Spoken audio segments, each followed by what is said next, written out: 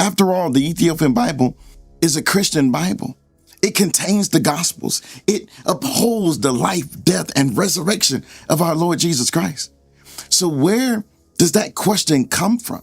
A 2,000-year-old Ethiopian Bible has been linked to one of Christianity's biggest questions: when will Jesus return?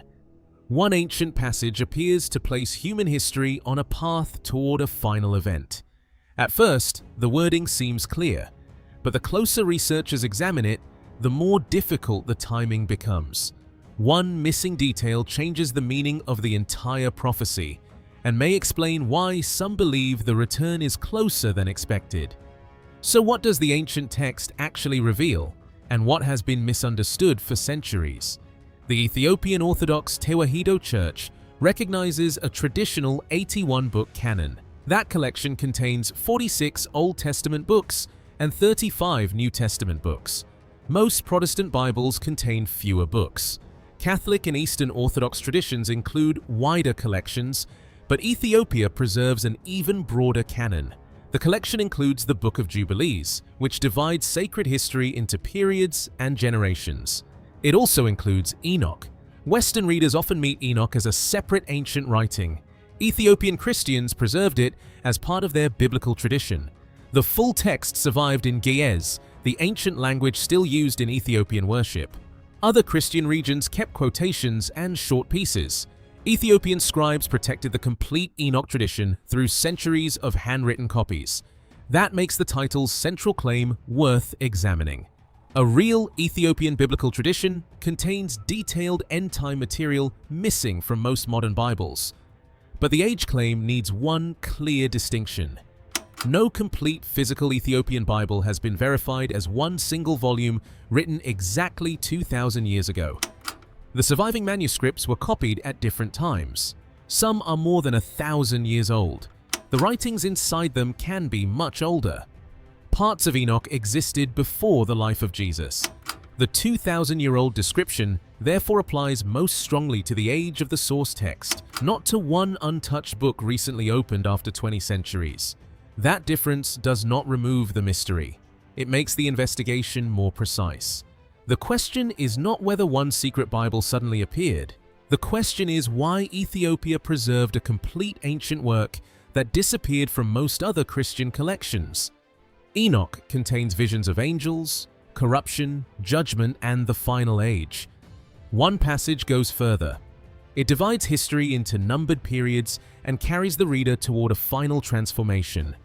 That passage became the foundation of modern claims that the Ethiopian Bible reveals when Jesus will return. The words appear in two parts of Enoch. Together, they form a sequence known as the Prophecy of 10 Weeks. The Apocalypse of Weeks appears across 1 Enoch 91 and 1 Enoch 93. The passage divides human history into 10 periods. Each period is called a week. The first week begins with Enoch's own generation. Righteousness still exists, but the balance does not last. The second week brings growing lies and violence. It ends with a great judgment commonly connected with the flood.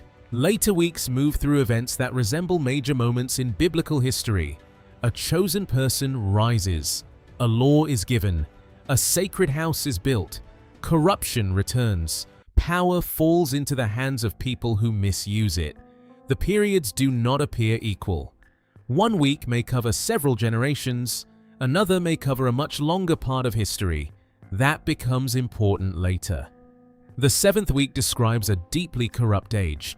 A chosen group also appears and receives wisdom. That changes the direction of the prophecy.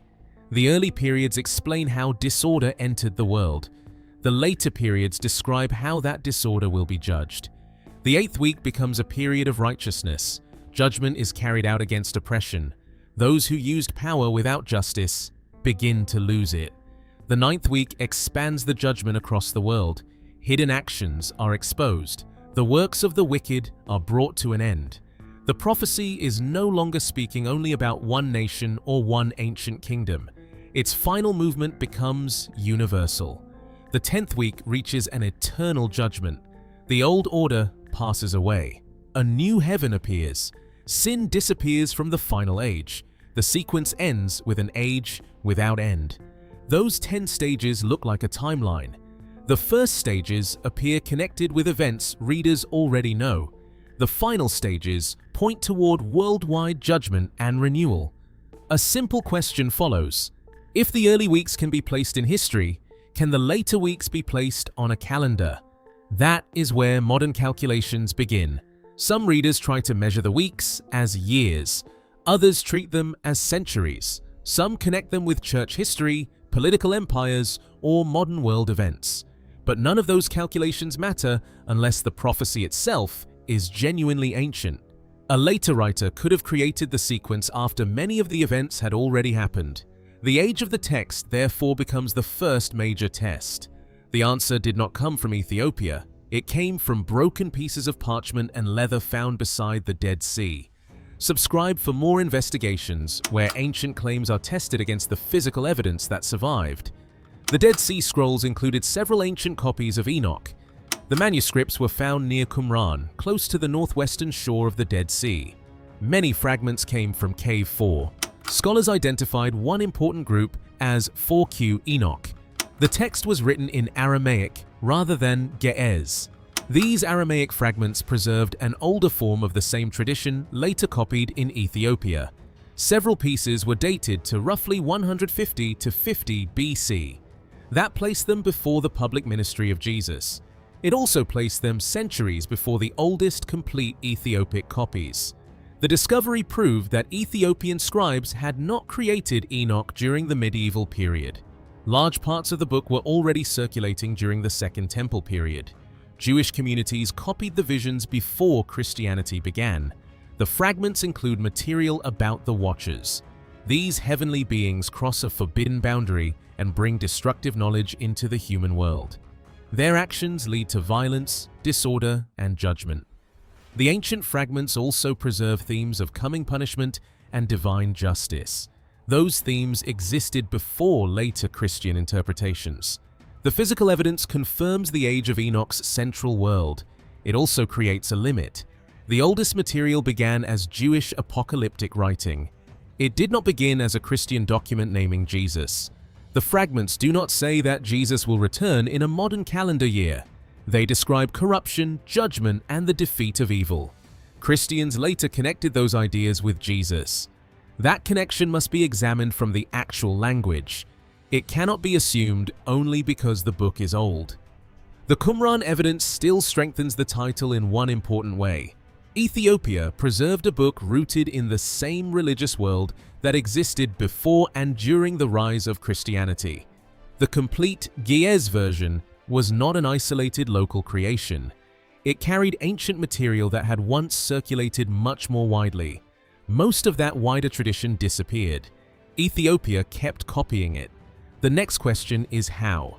How did a Jewish apocalyptic book survive as part of an African Christian Bible when it disappeared from most other Christian collections? The answer begins in the ancient kingdom that adopted Christianity during the 4th century. The Kingdom of Aksum became an important power in Northeast Africa. Its territory included parts of modern Ethiopia and Eritrea. Trade routes connected it with Arabia, the Mediterranean, and the wider Red Sea world.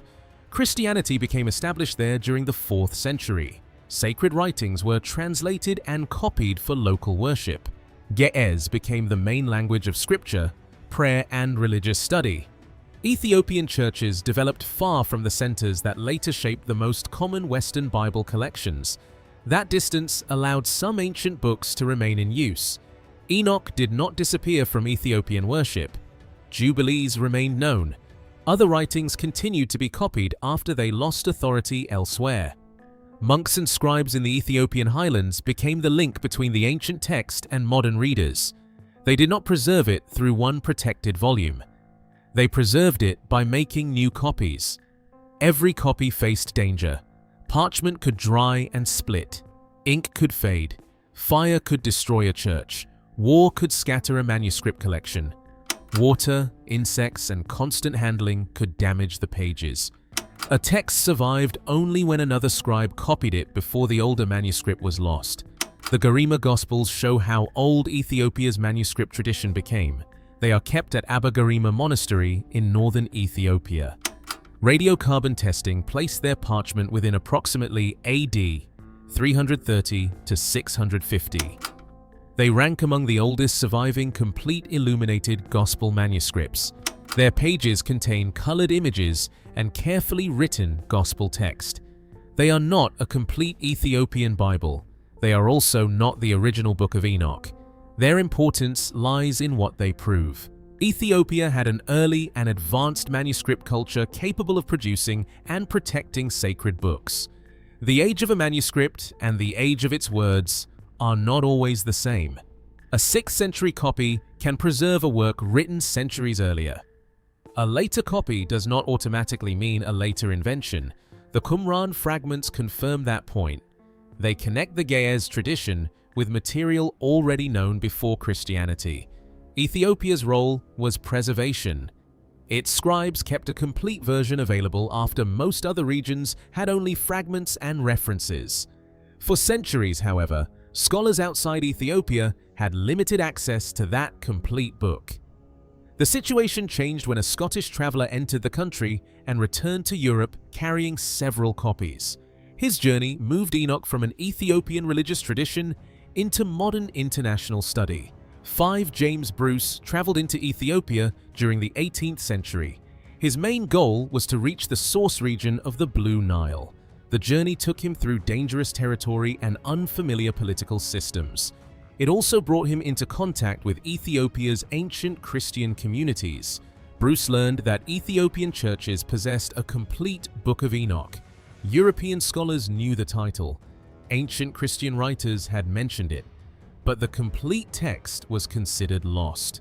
Bruce obtained several Ge'ez manuscripts. He returned to Europe in 1773 with copies of the book. One entered the Bodleian Library. That collection belongs to the University of Oxford. Another manuscript reached the French Royal Collection. A third remained with Bruce. The manuscripts did not immediately convince everyone. Some scholars question whether the Ethiopian work was the same Enoch quoted by ancient writers. The surviving copies were much younger than the original composition. The language was different. No complete Aramaic manuscript existed for easy comparison. The debate changed after the Dead Sea Scroll discoveries. Aramaic fragments from before the time of Jesus matched material preserved in the Ge'ez tradition. The connection proved that Bruce had brought back a complete version of a genuinely ancient work. He had not brought back a recently created Ethiopian text. His manuscripts gave scholars access to the full prophecy. They could read the Watcher's material. They could study the 10-week sequence. They could compare Enoch's end-time figure with the language of the Gospels. Later scholars and translators continued that work. Ephraim Isaac became one of the important modern voices connected with Ethiopic Enoch. His scholarship helped make the text available to readers unable to study Ge'ez. Translation still created problems. One ancient word may have several possible meanings. A title can change slightly when moved between languages. Small differences between manuscripts can affect the tone of a passage. Researchers therefore could not build a return date from one dramatic English phrase. They needed to compare languages, manuscript ages, and separate sections of the book. That work revealed that Enoch was not written as one complete text at one moment. Different parts came from different periods. The next step was to identify which sections were oldest and whether the end-time figure and the 10 weeks belonged to the same original layer. 6 radiocarbon dating estimates the age of parchment. Ancient parchment was made from animal skin.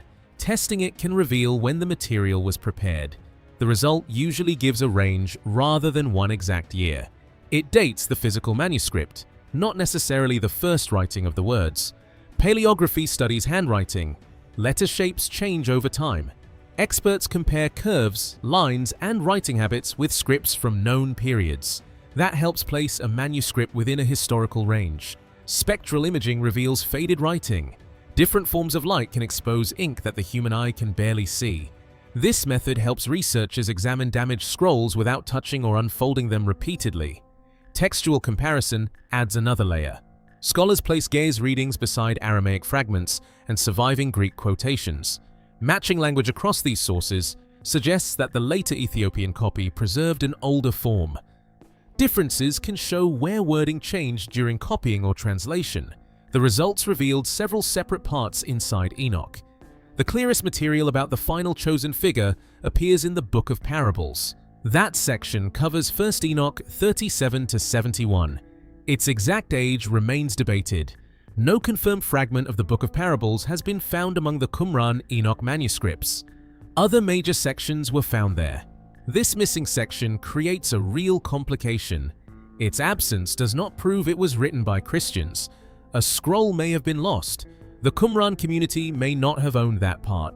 Fragments may still be unidentified, but researchers cannot give it the same physical confirmation as the Enoch sections found in the caves. The manuscript layers therefore have to remain separate.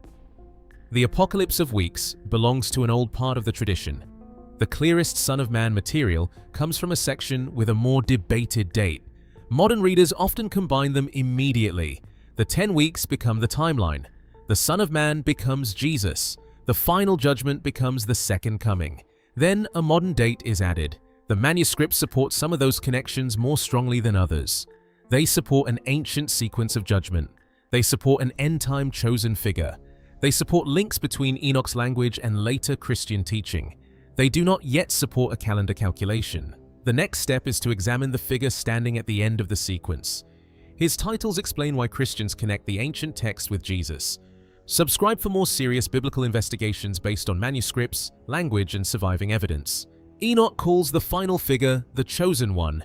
Other passages call him the Righteous One. The title Messiah also appears in the tradition. The most striking name is Son of Man. This figure stands close to divine authority. He is connected with the throne of glory. Hidden actions are exposed before him.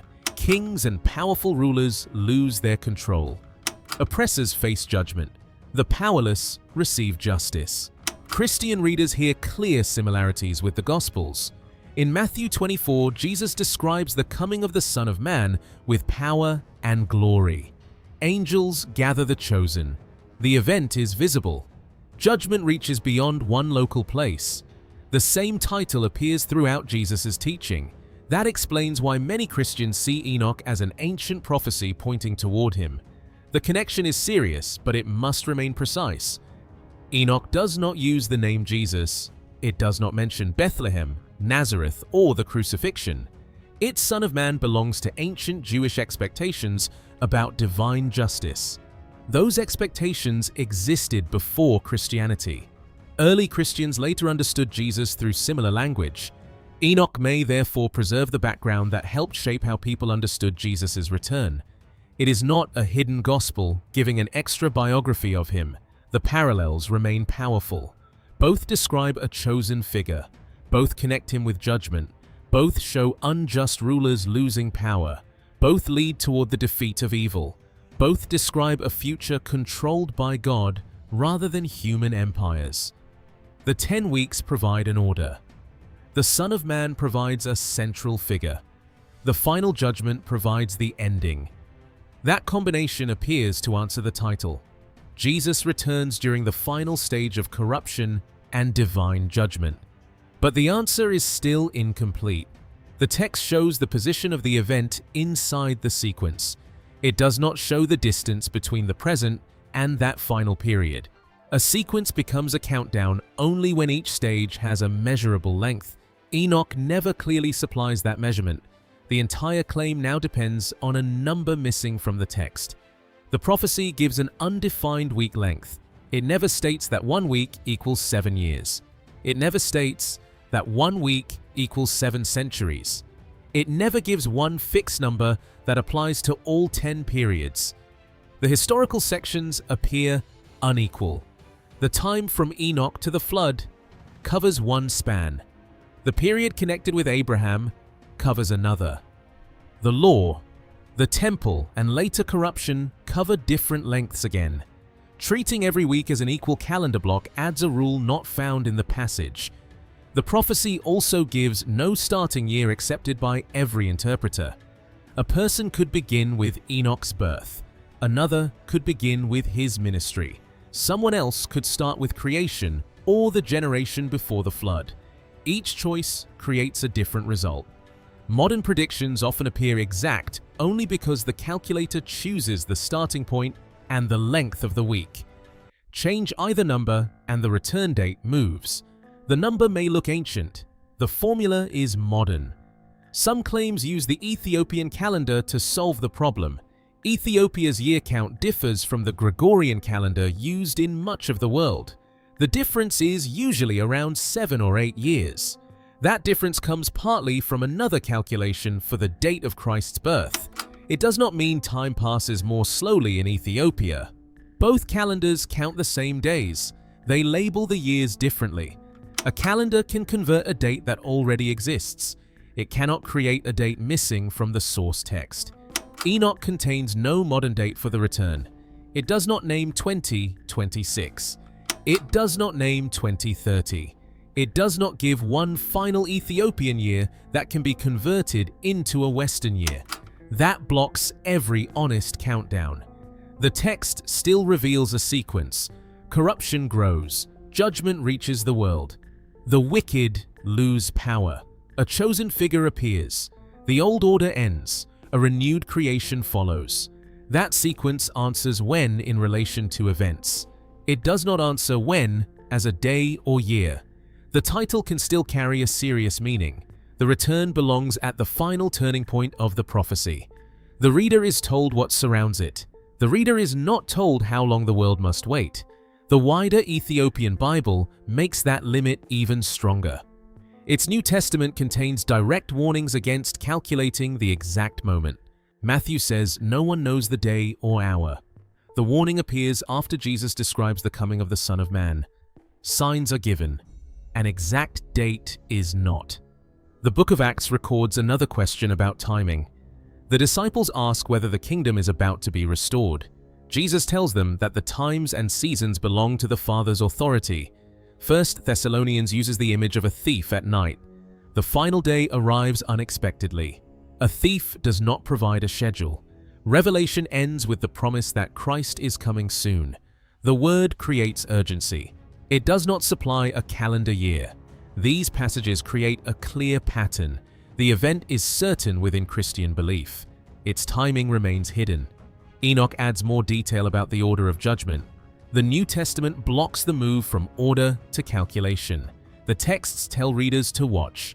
They do not tell them to solve an equation. That makes soon different from a fixed number of years. Every generation receives the same warning.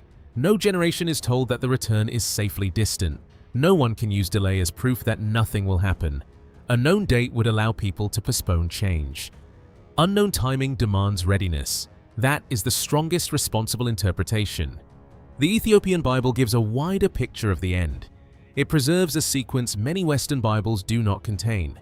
It connects corruption, judgment, and renewal through symbolic periods. But it does not cancel the direct warnings found in its own New Testament. The sequence is visible. The clock remains hidden. The final answer must therefore separate what the Ethiopian tradition truly reveals from what modern date setters add to it. The Ethiopian tradition preserves an ancient map of the final age. It does not preserve an exact appointment. The 10 weeks place the return near a final turning point in human history. That turning point follows growing corruption. It brings divine judgment against hidden violence and unjust power. It leads toward a renewed creation. Christian readers connect the chosen Son of Man with Jesus. The connection fits major New Testament themes. The ancient text still does not name a year. Its weeks have no fixed length. Its starting point remains disputed. The calendars do not solve the missing formula. The Gospels keep the exact moment hidden. Sooner than we thought, therefore, cannot mean that one verified manuscript has revealed a date only a few years away. It means the text refuses to place the event safely in the distant future. The return remains close in the sense of responsibility. No reader is promised another generation. No person is told how much time remains. The prophecy gives signs that repeat across history. Violence grows, power becomes corrupt, truth is hidden, judgment appears delayed. Every generation can recognize those conditions. That creates another problem. Wars, disease, and political collapse have convinced many earlier generations that they were living in the final period. Their calculations failed. The repeated signs did not produce a reliable date, but the warning still carried meaning. Apocalyptic writing does more than predict the future. It judges the present. It asks how power is being used. It tells suffering people that injustice will not last forever. It warns rulers that hidden acts will be exposed. It warns ordinary readers not to mistake delay for safety. That is what Ethiopia preserved, not a secret year ignored by every other church, not a modern countdown hidden in the calendar. It preserved an ancient sequence showing that history moves toward judgment and renewal. The text reveals where the return belongs. It comes when injustice reaches its limit. It comes when hidden actions are uncovered. It comes when powers that appear permanent lose their authority. It comes before the final age described as endless righteousness. The exact distance remains unknown. That unknown timing may be the strongest part of the warning. A date creates a sense of control. People can mark it, debate it, or dismiss it. An unknown moment cannot be managed in the same way. The title's promise therefore leads to a more serious conclusion. The Ethiopian Bible does reveal when Jesus will return in relation to the final events. It does not reveal when those events will reach their final point on a human calendar. The ancient fragments prove the tradition is old. The Gaz manuscripts preserve the full sequence. The Christian canon connects that sequence with the return of the Son of Man. The date remains hidden. Subscribe for more grounded documentaries about ancient texts, missing books, and the evidence behind history's biggest claims. The final question is not whether someone can force a year from the 10 weeks. The text does not provide enough information for that calculation. The final question is why generations keep searching for a date when the manuscripts repeatedly point toward readiness instead. The return may not be sooner because a secret number has finally been decoded. It may be sooner because no one reading the text is promised that it is far away.